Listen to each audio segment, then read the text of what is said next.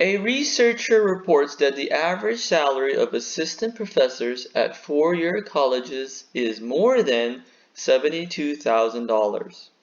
A sample of 1,056 assistant professors has a mean salary of $72,460 and a standard deviation of $11,230. At alpha equals 0.05, test the researcher's claim. We always begin by stating the claim and the complement to the problem. The claim is that assistant professors make more than $72,000. So our symbol is mu is greater than 72,000. The complement to this is the opposite. So the opposite is the mean is less than or equal to 72,000.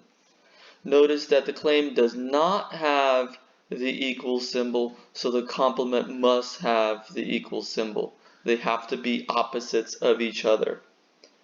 Step 1, we have to state the null hypothesis and the alternative hypothesis. The null hypothesis is always the one with the equal symbol, so the mean is less than or equal to 72,000. On your homework, they will always use an equal symbol, but if we're doing it by hand, we should use the less than or equal symbol so that these are opposites and they are complements of each other. The alternative hypothesis is the claim. The mean is greater than 72,000. Notice that in the alternative hypothesis we have a greater than symbol. So this is a one-tailed test. I'm going to reject the null hypothesis if it is too high above 72,000. So we do not need to double the p-value since it's a one-tailed test. In step 2, we'll just have to state alpha. Alpha is 0.05. Step 3, I'm going to decide if I use Z or T. That depends on the degrees of freedom.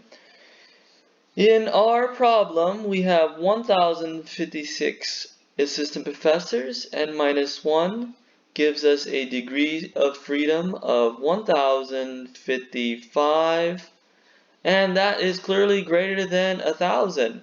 So we're going to use Z in step 3, Z. The formula for Z is equal to x bar minus mu divided by S over the square root of n. X bar is the sample mean, and we have that the sample mean was 72,460. The mean is 72,000. The standard deviation is 11,230. And the sample size, we know 1,056 assistant professors. Plugging in the values for Z, X bar is 72,460, minus the mean, 72,000, divided by 11,230 for the standard deviation, and divide that by the square root of 1,056. This gives us a Z statistic of 1.331. If you're having trouble getting this output of 1.331, make sure you put parentheses around the numerator and parentheses around the denominator so that you get the output of 1.331. In step 4, we are looking for the p-value. Since we're using z, we'll use our z table to find the p-value. And recall that the alternative hypothesis was the mean is greater than 7,200. So we're looking for the area to the right. We're looking for the area to the right, and we'll use our z table to find that. The z statistic from earlier was 1.331. So the p-value is equal to the probability that z is greater than 1.331. Using our z table,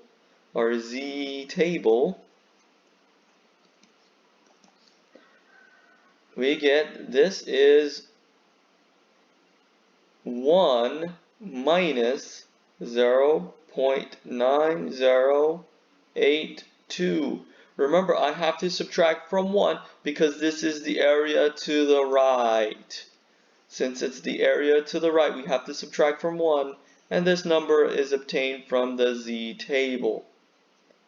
1 minus 0.9082 yields a value of 0.0918. So this is our p-value. And again, we do not need to double it because this is a one-tailed test.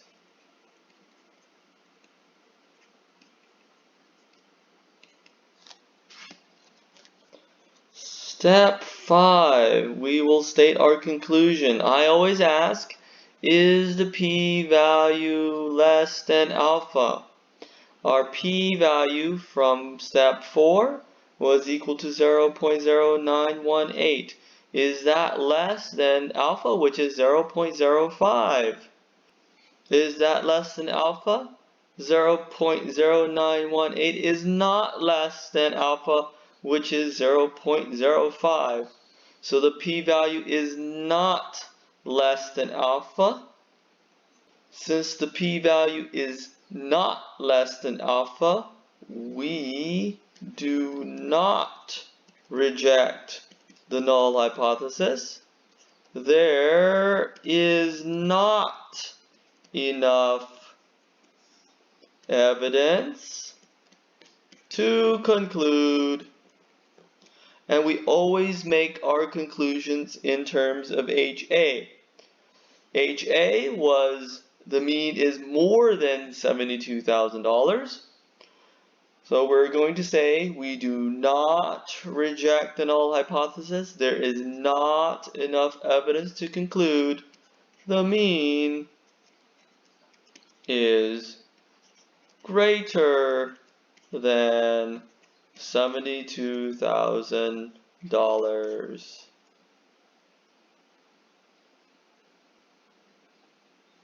A good tip to remember is if you do not reject the null hypothesis, then you're going to say there's not enough evidence to conclude the alternative. If you do reject the null hypothesis, then I would say there is enough evidence to conclude the alternative. So that's a good tip to remember if you're having a hard time stating your conclusion. Let's try the problem on Statcrunch. Trying the problem on Statcrunch now. Go to Stats, T-Stats. Again, we always use T-Stats if we're using technology. Stats, T-Stats, one sample with summary. The sample mean is 72,460.